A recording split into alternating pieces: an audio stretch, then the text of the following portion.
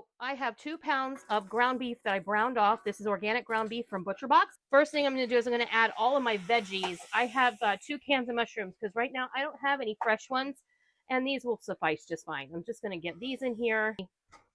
A large onion that I chopped up, and about 4 stalks of celery also that I chopped up. And then we're just going to get this in here. I have this over like medium high heat. Now what I'm going to do is I'm going to pop a lid on this and I'm going to let this sit for, I don't know, maybe 5 minutes.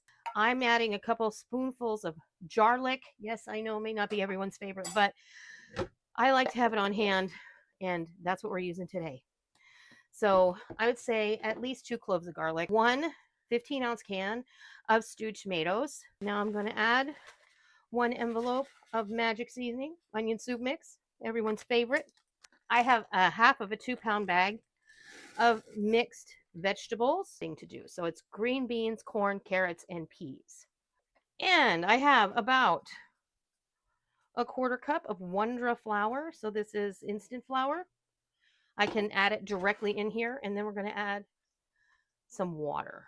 But we want to get this flour in here first. Okay, this is like 2 cups of water. If I want to, I can add more. I'm going to see where this is once it simmers for a few minutes.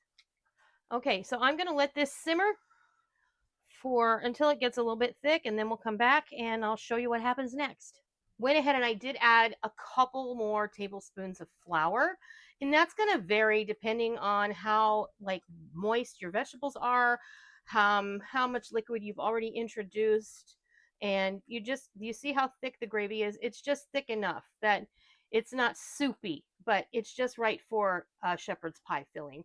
I did want to mention that I added a good dash, maybe a tablespoon of my favorite gravy magic, which is kitchen bouquet. What I do is I start off with 1 scoop in each pan, and then we're just going to go ahead and fill up the pans until there's enough. I have some prepared mashed potatoes, and I'm just going to cover the tops, and then I'm going to go in with an offset spatula, spread it out.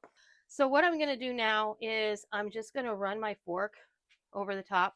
Now we're going to just add a little bit of cheddar cheese on top, not a ton, just enough to say it was kissed with cheese.